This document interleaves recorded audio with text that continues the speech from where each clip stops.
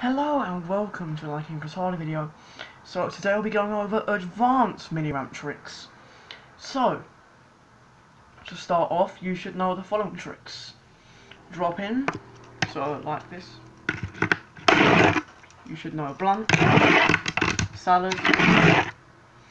You should know a disaster. You should know nose stall. You should know cargo.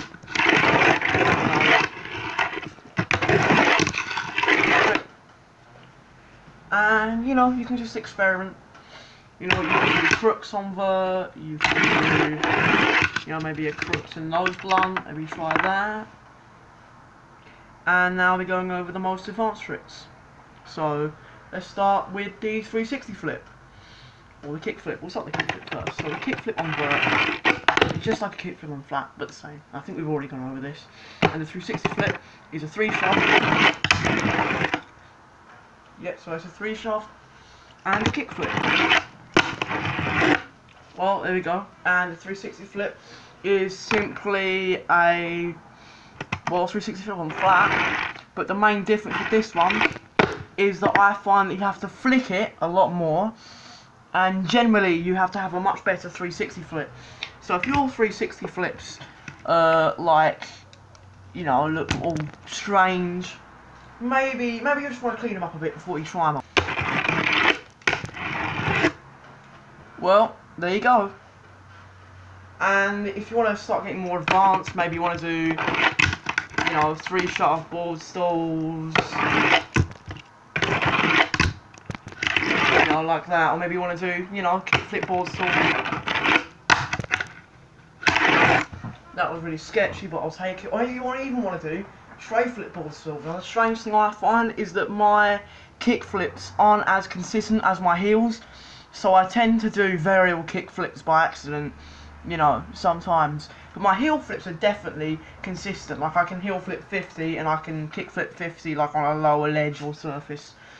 I can heel flip 50 like on like a lower rail, and I can kick flip 50 on like a curb or something like that, as in on the fingerboard. Yeah, so it's hard really to get just the flip tricks right. But once you learn how to catch them, I mean, that's where it gets better, really, with any trick. I mean, some people like to do these kind of fly out shove it, so like this.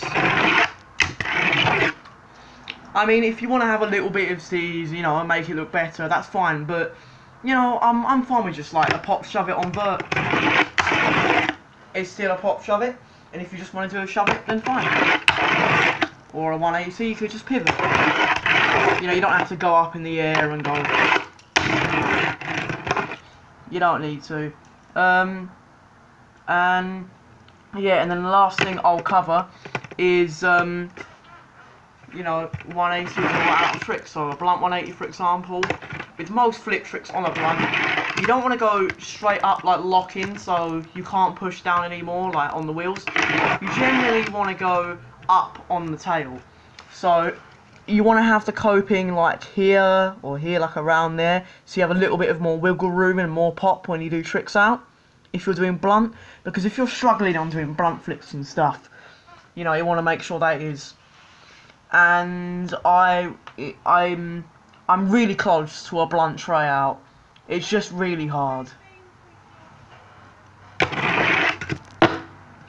So as I was saying, as you can see, when I go up, I don't go like this, I go like this. A little bit more up, so you have more, you can go back more. Although it is harder to balance, you get more pop. So now I'll get a blunt tray, which is the same positioning as a tray flip, but we just, you know, we're just locking into a blunt instead.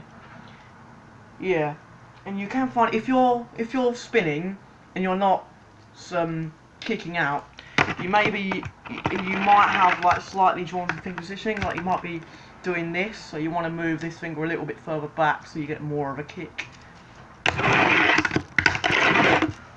So like that, so you want to, you know, move it back a bit.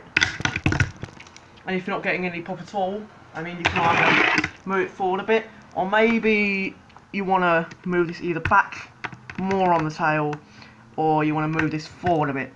Because if you're doing like these things where you got so much pop, the ball's just like rotating backwards as you catch it, maybe you want to be a little bit more careful on that one. It's really hard, but eventually you'll learn it. I'd say, but don't, if you know tray flips and you know kick flips, I'd say learn a blunt kick flip first before you immediately go on to tray. Just don't jump onto tricks.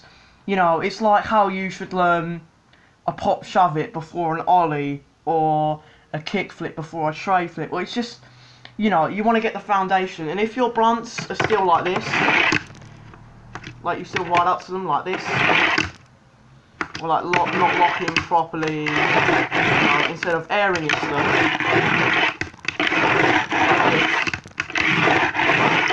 If you notice a slight difference in where I kind of heave up into a blunt and go off, if your blunts are literally just ride on and like slam on and then like drag down a bit, you want to make sure they're properly clean.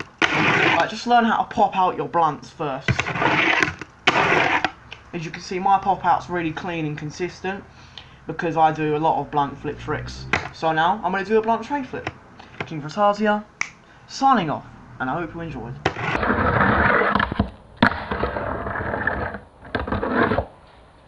Well, there we go.